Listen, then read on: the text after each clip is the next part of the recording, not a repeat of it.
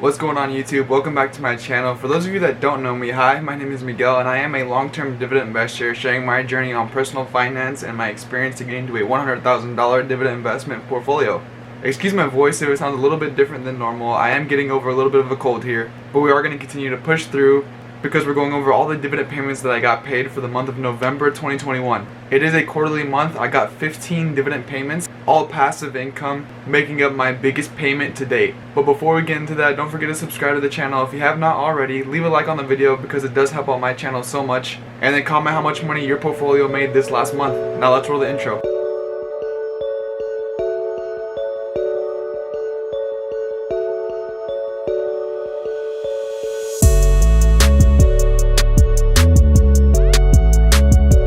Now, as always, we gotta go over the value of my portfolio for the week. But before we get into that, I did just want to address last week's video. It kind of blew up and I did get a lot of hate because there was a lot of people that were die-hard Neo fans, I guess. But as we can see, hopping into the analytics, the average watch rate was only 2 minutes and 28 seconds. So that means that a lot of the hate that I did get, it seems just based on the analytics that they didn't even watch the entire video and understood my reasoning to why I wanted to sell all of my Neo stock. As y'all know, I'm a long-term growth dividend investor, so it made absolutely zero sense to continue to hold on to a stock that did not pay a dividend, that's not growing at all. Yeah, Neo Day is around the corner, but who knows how that's actually gonna go. But I just thought it was really funny and I will take the algorithm boost. But that's basically all that I have to say about that because Neo is not making me money at all. So let's just hop right into my weekly portfolio update. So as we can see, the market is still currently open. I'm at $13,419.65.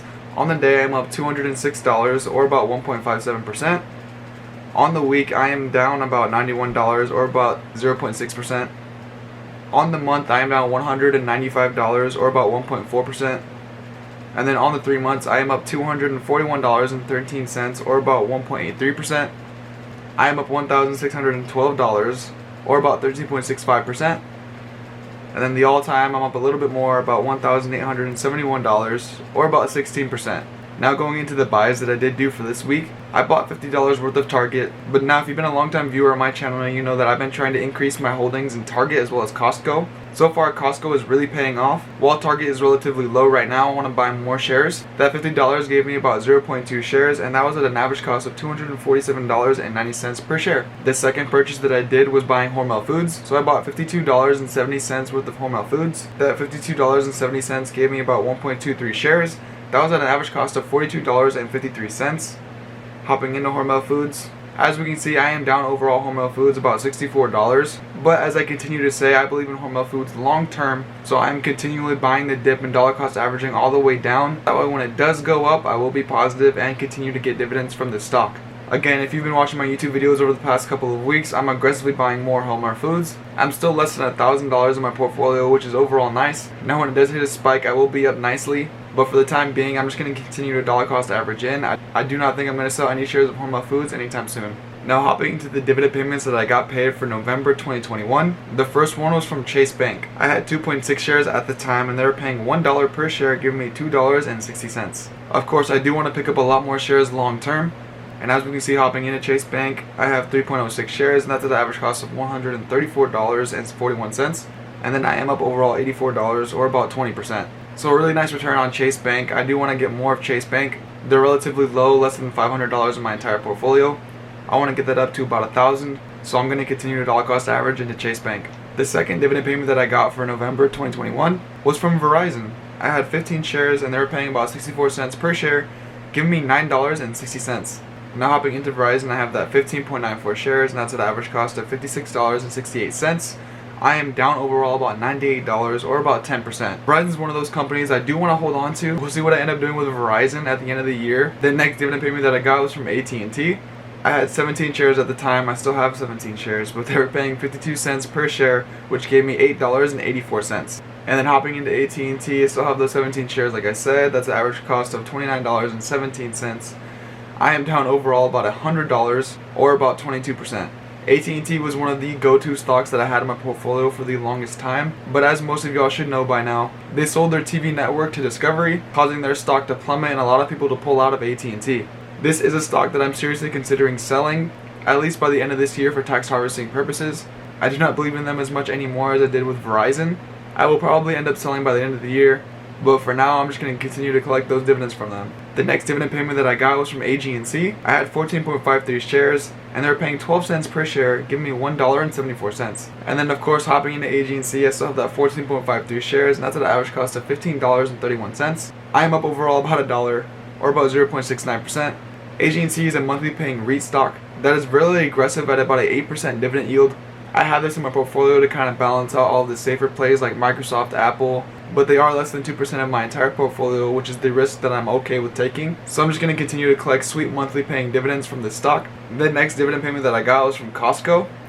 I had 3.14 shares at the time, and they were paying about 79 cents per share, giving me $1.69. And then of course, hopping into Costco, I'm extremely happy with this position. I have 2.14 shares still, and that's at an average cost of $401.06. As we can see, I'm up overall about $300, or about 34%. Amazing return on Costco. I knew this was going to happen when I first invested into this stock. It's not going away anytime soon. I'm still going to continue to dollar cost average into this stock. Long term, of course, 25 plus years. The next dividend payment that I got was from EPD. I had 11 shares at the time, and they were paying 45 cents per share, giving me $4.95. Hopping into EPD, of course, I still have those 11 shares at an average cost of $20.96. Up overall about $6, or about 2.79%. This is a great energy company that continues to pay great dividends. They are a little bit volatile. I do go up and down pretty frequently with them. I am in this for long-term dividend growth stocks, and I do believe that EPD is going to continue to go up in value over time. Now the next dividend payment that I got was from Apple. I had 6.03 shares at the time, giving me $22, and they were giving me 22 cents per share, giving me $1.33. And then hopping into Apple, another amazing position in my portfolio. I still have that 6.03 shares, and that's at an average cost of $124.28. I am up overall about $237.92, or about 36%. Not only is this an amazing dividend growth stock, but I do believe this is an amazing growth stock that just so happens to pay dividends. I'm not going to spend too much time on Apple. Everyone knows this stock, but as always, I'm going to continue to dollar cost average more into Apple and hold long term. The next dividend payment that I got was from Hormel Foods. Of course, at the time I had 17.19 shares. That's at an average cost per share, and they were giving about 24 cents per share, giving me $4.21. And then we already went into Hormel Foods before, but let's hop in again. I now have 22.70 shares. That's at an average cost of $45.19. I'm down overall about $45, or about 6% like we talked about. Of course, I see myself holding Hormel Foods long term. I already discussed this. I'm not too scared of taking on the risk of buying more into Hormel Foods when it's down. Like I said, 25 plus year hold. Hopping into the next dividend payment that I get this one on a monthly basis, and that's from Main Street Capital. I had 10 shares at the time. They're paying 21 cents per share, giving me $2.10. Hopping into Main Street Capital, still have that 10 shares at average cost of $36.40. Up overall about $83, or about 22%. I want to buy more shares of Main Street Capital. I see them in the same likes as Chase Bank. I'm going to increase my positions in them next year, but for the time being, I'm more focused on other growth stocks and increasing my positions in other stocks. The next dividend payment that I got was from OKE. At the time, I had 10 shares. They're paying about 93 cents per share, giving me $9.35. Hopping in, I still have that 10 shares at average cost of $45.43, up overall $151.90, or about 33%. OKE is another amazing energy sector stock in my portfolio that I do just see myself holding long term. I got all the way up to 10 shares where I wanted it. I still want to buy more, but for the time being, like I said, I am focused on still laying my foundation for my portfolio. I want my backbone to be lower paying stocks and then increase my other stocks just like OKE over time.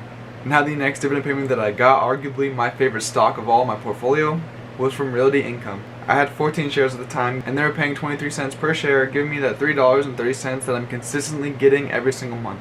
If you're new and you don't know the story behind Realty Income, it's one of the first stocks that I ever invested into in my portfolio. I took a huge risk and put about $1,000 worth the third month I ever invested into the stock market. As you can see, it has paid off over time. I still have that 14 shares at an average cost of $60.32. I am up overall about $115, or about 13%. I am going to continue to hold Realty Income probably forever. The next dividend payment that I got was from Pembina. As we can see, I had 10 shares at the time, and they were paying about 14 cents per share. But as we can see, they are withholding about 25 cents worth of dividends, which ultimately only gave me $1.42. Again, I'm okay with them withholding dividends as long as they continue to pay a dividend. They can restart their growth rate. They're not going to pay out more than they can actually afford. So in my opinion, it's actually a good thing that they're doing this. In the long run, it's going to give them better dividend safety score, and it's going to pay us more dividends. But as we can see, I still have that 10 shares, and that is at an average cost of $25.58. I am up overall about $43 or about 16%. Another long-term stock that I do want to hold. It depends how they do with their dividend yield over the next couple of years, but for the time being I am going to hold on. Then hopping into another monthly paying REIT, my next dividend payment was from Prospect Capital. I had 26.37 shares. They're paying about 6 cents per share, giving me $1.58. This is the highest yielding dividend stock in my portfolio at about 8.5%. I still have the 26.37 shares at an average cost of $6.16. Up overall about $65 or about 40%. This is an amazing monthly paying REIT that I do not see myself letting go of anytime soon. Now hopping into the last two dividend payments that I got, both from ETFs. The first one being SPHD. At the time I had 14.46 shares and they were paying about 13 cents per share, giving me the $1.92. Still have 14.46 shares at an average cost of $34.66.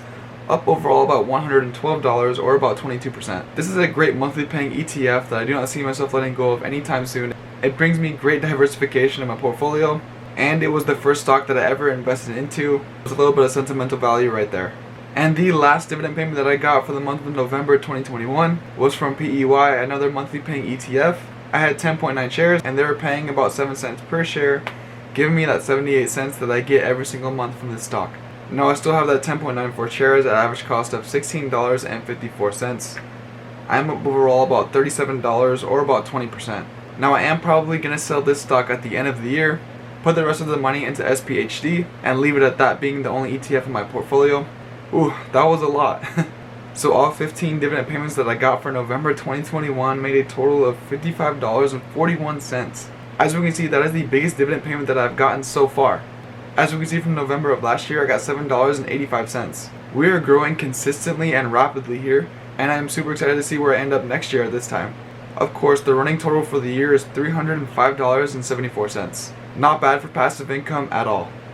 And that's going to be all for this week. Sorry about my voice again. I am still recovering from being sick.